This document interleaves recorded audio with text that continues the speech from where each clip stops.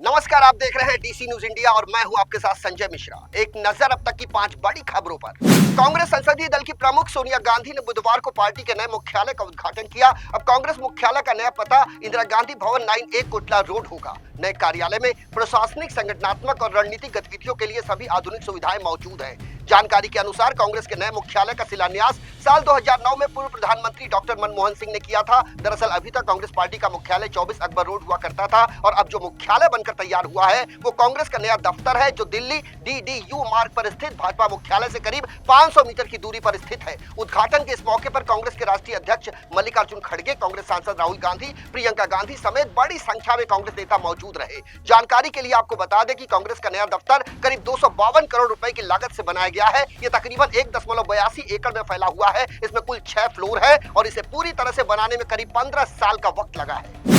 प्रधानमंत्री नरेंद्र मोदी ने 15 जनवरी को 77वें सेना दिवस के अवसर पर भारतीय सेना को शुभकामनाएं दी। सेना दिवस 2025 के अवसर पर सैनिकों को दिए संदेश में प्रधानमंत्री नरेंद्र मोदी ने बहादुर दिलों को धन्यवाद दिया और कहा कि राष्ट्र को उनके अदम्य साहस और बलिदान पर गर्व है। भारतीय सेना के बहादुर सैनिकों, पूर्व सैनिकों, बहादुर महिलाओं और परिवार के सदस्यों को सेना दिवस की हार्दिक शुभकामनाएं। ऐसा कहना प्रधानमंत्री नरेंद्र मोदी का रहा। देश को अपने सैनिकों को अदम्य साहस, बलिदान और राष्ट्र के प्रति अतुलनीय समर्पण पर गर्व है। भारत में 15 जनवरी के दिन को हर साल सेना दिवस के रूप में मनाया जाता है, क्योंकि इस दिन जनरल KM करियप्पा ने साल 1949 में अंतिम British commander in chief general Francis Roy Bucher से भारतीय सेना की कमान संभाली थी और इस प्रकार वे स्वतंत्रता के बाद पहले भारतीय कमांडर इन चीफ बने थे। देश भर में कड़ाके की ठंड और शीतलहर के चलते कई राज्यों ने कक्षा 1 से लेकर कक्षा 8वीं तक के छात्रों की छुट्टियां घोषित कर दी है। इन छुट्टियों का असर Uttar Pradesh board, CBSE board, ICSE board और अन्य बोर्ड के छात्रों पर भी पड़ सकता है। दरअसल इस समय देश के कई राज्यों में ओलों के साथ बारिश हो रही है, जिससे ठंड का पैमाना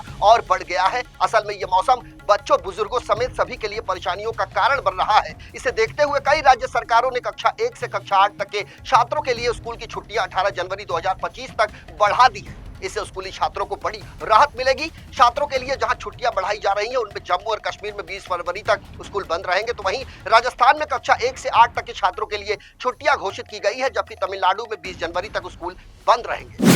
लोकसभा चुनाव 2024 में हार के बाद पिछले करीब 6 महीनों में से अधिक वक्त से सुर्खियों से दूर रही स्मृति ईरानी एक बार फिर PM मोदी की टीम में शामिल हो गई है। दरअसल वो एक मंत्री के तौर पर नहीं, बल्कि इस बार उनकी भूमिका पहले से कुछ अलग होगी। सरकार ने प्रधानमंत्री संग्रहालय एवं पुस्तकालय की कार्यकारी परिषद में स्मृति ईरानी को जगह दी है। वो PM मोदी के पिछले 10 साल के कार्यकाल के दौरान शिक्षा और कपड़ा मंत्री रह चुकी हैं। दरअसल सरकार ने प्रधानमंत्री संग्रहालय एवं पुस्तकालय की कार्यकारी परिषद का पुनर्गठन किया है, जिसमें नई व्यवस्था के तहत प्रधानमंत्री नरेंद्र मोदी के पूर्व प्रधान सचिव नृपेंद्र मिश्रा को अध्यक्ष के तौर पर 5 साल का अतिरिक्त कार्यकाल सौंपा गया है। नए सदस्यों के तौर पर पूर्व केंद्रीय मंत्री स्मृति ईरानी, सेवानिवृत्त सेना जनरल सैयद अता हसनैन, नीति आयोग के पूर्व अध्यक्ष राजीव कुमार और फिल्म निर्माता शेखर कपूर को भी शामिल किया गया है।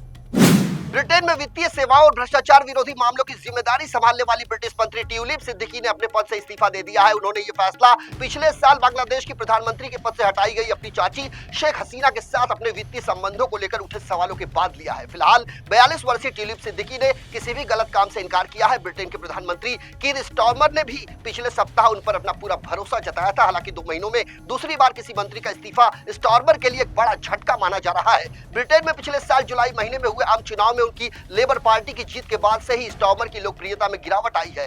ट्यूलिप सिद्दीकी का नाम दिसंबर महीने में बांग्लादेश की जांच में सामने आया था कि क्या उनका परिवार बांग्लादेशी बुनियादी ढांचा परियोजनाओं से धन की हेराफेरी में शामिल था।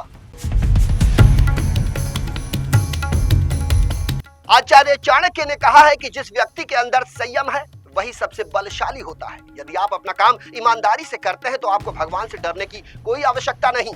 सफलता हमेशा मेहनत और त्याग का परिणाम होती है, इसमें भाग्य का कोई काम नहीं होता। दरअसल महान व्यक्ति वो होता है जो दूसरों की निंदा करने के बजाय खुद की आलोचना करता है, जबकि मूर्ख व्यक्ति से कभी भी कोई उम्मीद नहीं करनी चाहिए। वो अपनी ही गलती से नहीं सबक लेता। इसलिए दूसरों से बदला लेने से पहले खुद को मजबूत बनाओ ताकि तुम्हारे फैसले सच्चे और प्रभावी हों।